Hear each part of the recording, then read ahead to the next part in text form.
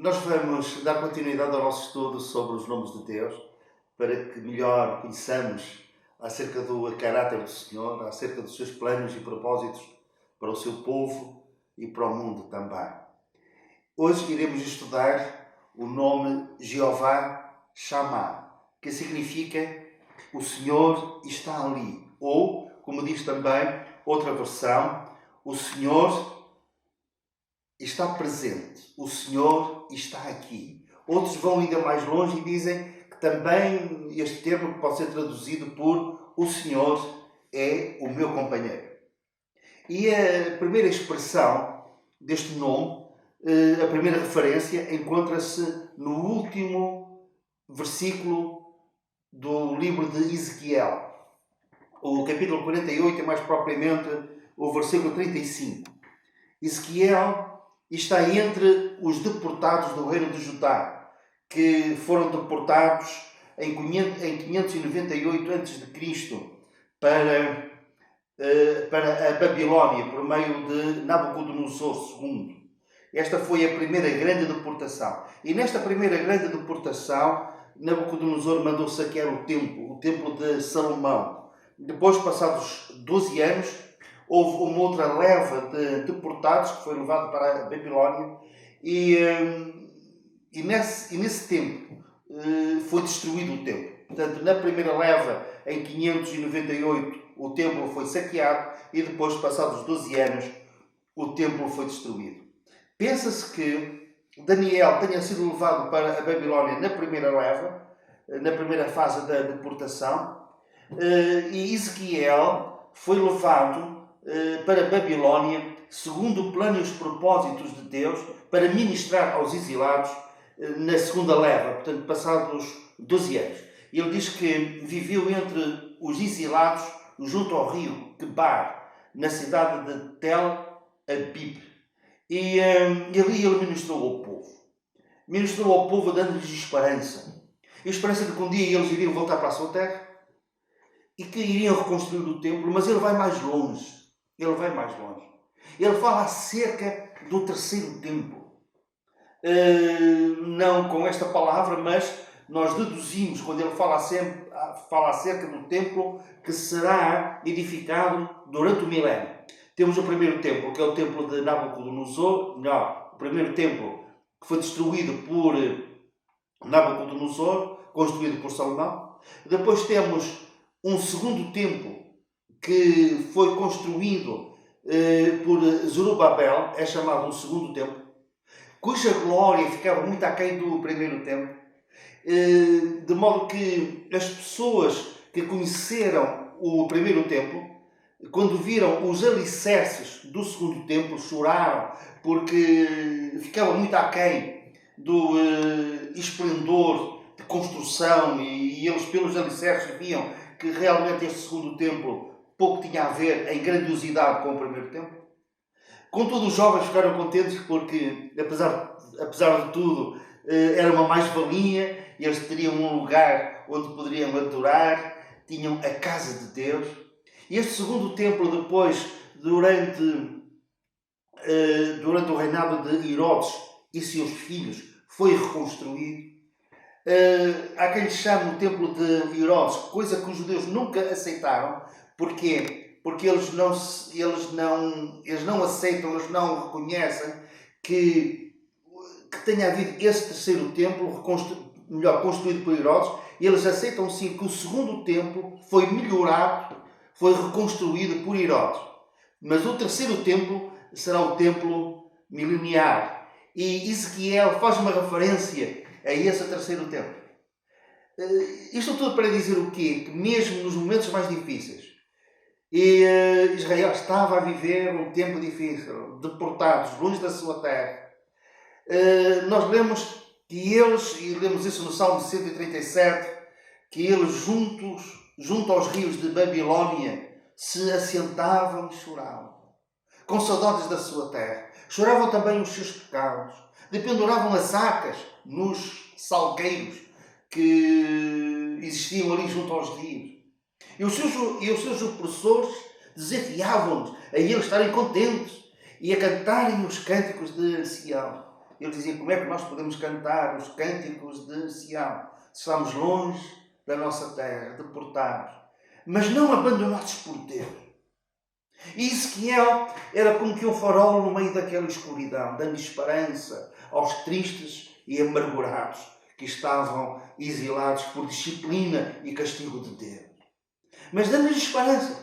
E a primeira lição que nós poderemos extrair daqui é que, mesmo nos tempos mais difíceis, o Senhor tem levantado homens, tem levantado mulheres, que dão esperança ao seu povo. E às vezes as situações presentes são difíceis. E se houver realismo, nós temos que constatar o facto. Há certas situações difíceis que não mudam. Há pessoas que vivem numa grande aflição financeira e vão continuar o resto da vida nessa aflição. Pessoas que estão doentes, gravemente doentes, e que morrem tendo como causa essa doença. E o que é que o homem de Deus pode fazer numa situação dessas? O que é que Ezequiel fez? A deportação era uma realidade. O Senhor disse que eles iriam ficar 70 anos ali, longe da sua terra. Mas Ele pode falar acerca das coisas que haviam de vir. E nós temos esperança. Porquê? Porque sabemos o que se seguirá, o que há de vir. E o que há de vir é glorioso para o povo de Deus. Por exemplo, quando o apóstolo Paulo fala aos Tessalonicenses sobre o arrebatamento, ele, que é o grande acontecimento futuro que terá lugar quando o Senhor vier buscar a sua igreja, ele termina assim: consolai-vos uns aos outros com estas palavras. E nós, nos momentos de desapontamento, aflição, amargura, tristeza, por exemplo, por que não nós nos colocarmos lá? Quem sabe se na nossa geração nós, os que estivermos vivos, seremos arrebatados e haverá uma geração, quem sabe a nossa geração, que estará viva quando o Senhor Jesus vier buscar a sua igreja. E nos momentos de dor, de aflição, nós podemos nos lembrar. Isto traz consolação à nossa alma. Que o Senhor virá e nós estaremos lá e nós seremos arrebatados. E se já tivermos sido levados pela morte, iremos ressuscitar. E nessa altura teremos um corpo glorioso, semelhante ao do Senhor Jesus. Consolai-vos uns aos outros com estas palavras. A segunda lição que nós podemos tirar, o nosso versículo de Ezequiel, capítulo 48, versículo 35. O nome da cidade desde aquele dia será: o Senhor está ali. Que cidade é esta? Que cidade é esta? Jerusalém reconstruída, quando eles regressassem, mas Ezequiel está a ver mais longe. E ele está a ver a nova Jerusalém de Apocalipse capítulo 21. E o Senhor está ali. A presença do Senhor. O viver pela fé, e nós somos desafiados e convidados, o justo viverá da fé e viverá na fé. E uma das coisas que nós no nosso dia a dia temos que exercitar a nossa fé, porque senão facilmente nós nos esquecemos. E passam-se as horas e isto não vem à nossa memória, não vem ao nosso coração. É que o Senhor está comigo. David dizia, vivendo tempos de angústia e de tribulação, eu não temerei o que possa fazer o homem, porque Deus está comigo. E então ele antecede dizendo: e eu na minha tribulação disse, o Senhor está comigo, não temerei como possa fazer o homem. A presença do Senhor. E então Ezequiel, aos exilados, ele diz: Jeová Shammah, o Senhor está aqui, mesmo longe da nossa terra. Templo destruído, cidade arrasada. Nós estamos aqui, esquecidos, oprimidos. Mas Jeová Shammah, o Senhor está aqui. É uma das bênçãos mais gloriosas e com um efeito prático enorme, se for relembrado diariamente que o Senhor está comigo. O Senhor está conosco. É um desejo de Deus. Reparem que mesmo depois do pecado ter entrado no mundo e os nossos primeiros pais terem fugido de Deus, Deus veio ao seu encontro. Porquê? Porque apesar disso, o Senhor queria estar com eles. E depois lemos que Enoque andou com Deus tornou-se amigo de Deus, como Abraão. A presença de Deus, mesmo quando Israel atravessava o deserto, por exemplo, nós lemos que a Shekinah glória, que era uma nuvem durante o dia que pairava sobre eles, dando-lhes sombra naquele deserto árido e quente. De noite era uma coluna de fogo. E a Shekinah glória pode ser traduzida e é compreendida como a presença de Deus. A presença de Deus. O Senhor está comigo, mesmo em meio à tribulação, como dizia o salmista. E o Senhor expressa isso vezes sem conta. Por exemplo, quando também Israel atravessava o deserto, o Senhor disse a Moisés para que lhe edificasse uma tenda. Qual a finalidade? Era um local de culto, sim. Um local de reunião, sim. Um local de adoração, também. Mas o Senhor diz porque é que quer o tabernáculo, porque é que quer a tenda? Para que eu habite no meio dele. Depois, mais tarde, quando Israel já está na terra prometida e já habitava em casas, o Senhor fala com Salomão e diz para ele construir uma casa. Com que finalidade? A mesma do tabernáculo. Para que haja um local de culto, um local de adoração. Mas o Senhor vai mais longe e diz para que eu habite no meio deles. Para que eu habite no meio do povo. Há um versículo, é um pequeno desvio, eu sei, mas é para enfatizar esta verdade, que é uma verdade importantíssima no nosso relacionamento com Deus. Por exemplo, nós lemos em Efésios, no capítulo 4, lemos um versículo que parece descontextualizado. Aparece ali, como que caído, muitos não sabendo de onde. E esse versículo é o versículo 8. Versículo 7. E a graça foi concedida a cada um de nós segundo a proporção do dom de Cristo. Por isso diz, quando ele subiu às alturas, é este versículo. Quando ele, o Senhor Jesus, subiu às alturas, levou cativo o cativeiro e concedeu ou deu dons aos homens. Ora, que quer dizer subiu, senão que antes tenha descido até às partes mais baixas da terra? Este versículo é uma citação do Salmo 68, versículo 18. Eu tenho uma interpretação deste versículo. Provavelmente haverá quem pense de modo diferente, que eu respeito. Mas eu acredito que, antes do Senhor ter subido ao céu, ninguém lá tinha entrado. Até porque naquela conversa que o Senhor teve com Nicodemos, ele disse, ninguém subiu ao céu senão o Filho do Homem que desceu do céu. Ele disse que ninguém tinha subido ao céu senão ele. Então, os mortos, aqueles que morriam, salvos como Lázaro, ele abriu os olhos e estava onde? No seio de Abraão, num lugar de bem-aventurança. O rico, não era pelo facto de ele ser rico, mas pelo facto de ele não ter crido em Deus, e as suas riquezas com certeza foram um grande obstáculo para que ele não tivesse a fé que deveria ter. Ele abriu os olhos, está em tormento. Mas estão os dois no seio de Abraão, eles falam-se. Há um grande abismo que separa, mas eles veem-se. Então, os salvos morriam, eram levados pelos anjos para onde? Para o seio de Abraão, um lugar de bem-aventurança. Não iam diretamente para o céu. Então, quando Jesus ressuscitado, nós vemos que, eu acredito que ele foi ao seio de Abraão, um lugar de bem-aventurança, onde os salvos estavam cativos, levou cativo o cativeiro, deu dons aos homens. Mas o Salmo 68, versículo 18 diz, para que o Senhor Deus habitasse entre eles, eles foram levados para o céu. Então Jesus entra como o Rei da Glória, triunfantemente, no céu, e atrás o seu séquito. Vêm aqueles que ele foi ao lugar de bem-aventurança, ao seio de Abraão, os salvos, introduz no céu. Agora, ausente do corpo presente com o Senhor, é diferente. Mas reparem, Jesus vai lá buscá-los para que o Senhor Deus habitasse entre eles. A presença de Deus. Parece que o Senhor não é saudade, é algo mais do que isso.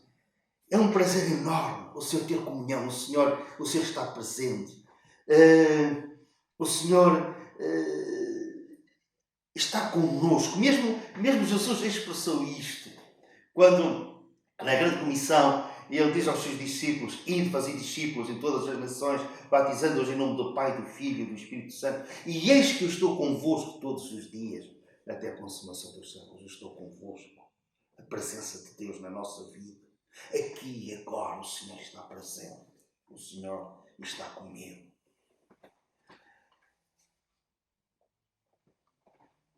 A presença de Deus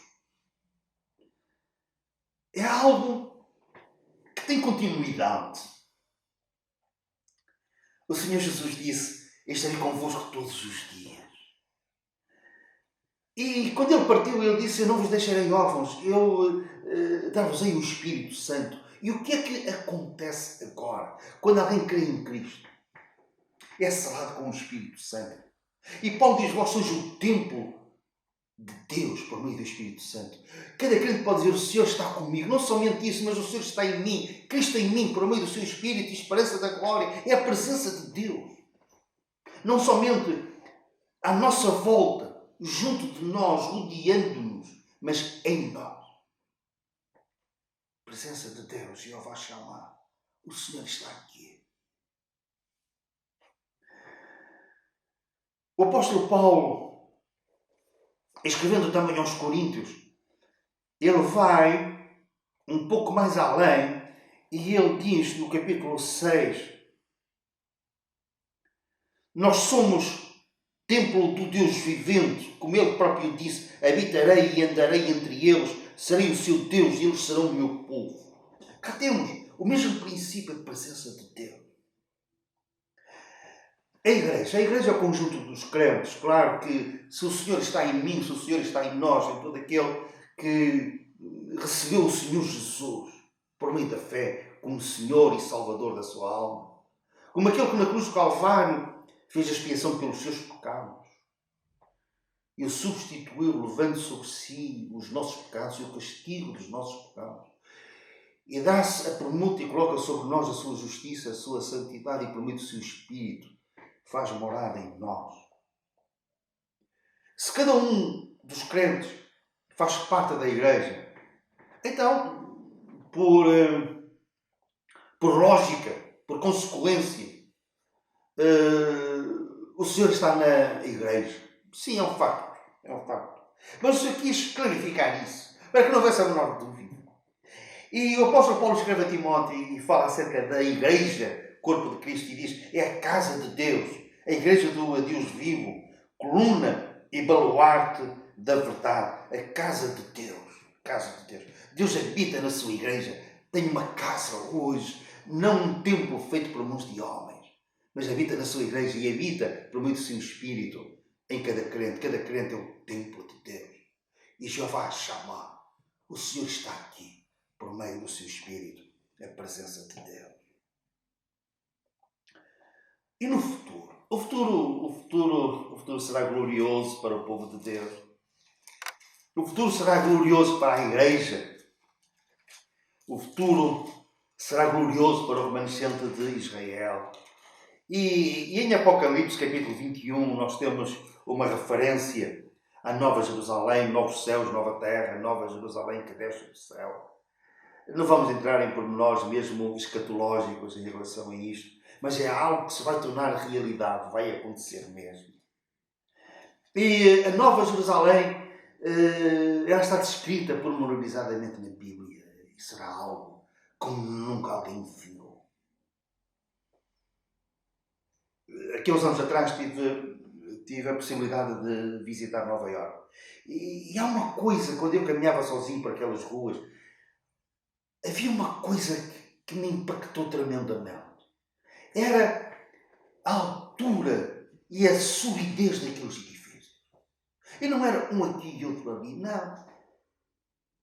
Era a imponência de um edifício e o outro a seguir. Desculpa. E o outro a seguir ainda era mais imponente. E ali nós ficamos pequeninos face a toda aquela grandiosidade. o volume de área, a imponência daqueles edifícios. Isso serão palhotas comparado com a Nova Jerusalém. Serão apenas palhotas. E a Nova Jerusalém está descrita, vai acontecer, nós iremos conhecer a cidade, nós entraremos na cidade. Mas eu só quero chamar a vossa atenção para este pequeno, grande pormenor. Então é assim. Apocalipse capítulo 21. Vi novo céu e nova terra, pois o primeiro céu e a primeira terra passaram e o mar já não existe. Vi também a cidade santa, a Nova Jerusalém, que descia do céu, da parte de Deus, ataviada como noiva adornada para o seu esposo. Então ouvi grande voz vinda do trono, dizendo: Eis o tabernáculo de Deus, o templo de Deus com os homens. E agora reparem, Deus habitará com ele. Eles serão povos de Deus e Deus mesmo estará com eles. Então, um dos desiderados, um dos objetivos da Nova Jerusalém é para que o Senhor habite com o seu povo. Deus mesmo estará com eles. A presença de Deus, Jeová Shammah. Jesus falou acerca deste desejo, deste propósito, quando na célebre oração sacerdotal de João capítulo 17 ele diz: para que onde eu estiver, vós já estampar. Nós com Deus, com o Senhor, agora Ele conosco, em nós, esperança da glória, Jeová Shammah. O Senhor está aqui. E minha oração é para que eu e vós, no nosso dia a dia, a trabalhar, o lazer, seja em que situação for, nós tenhamos esta realidade bem vincada na nossa mente e na nossa alma. Jeová Shammah, o Senhor está comigo, o Senhor está aqui, estarei convosco todos os dias. Somos templo do Espírito Santo, morada de Deus. O Senhor nos abençoe e vai nos abençoar hoje outra vez com a sua presença, porque Ele é Jeová Shammah. Amém.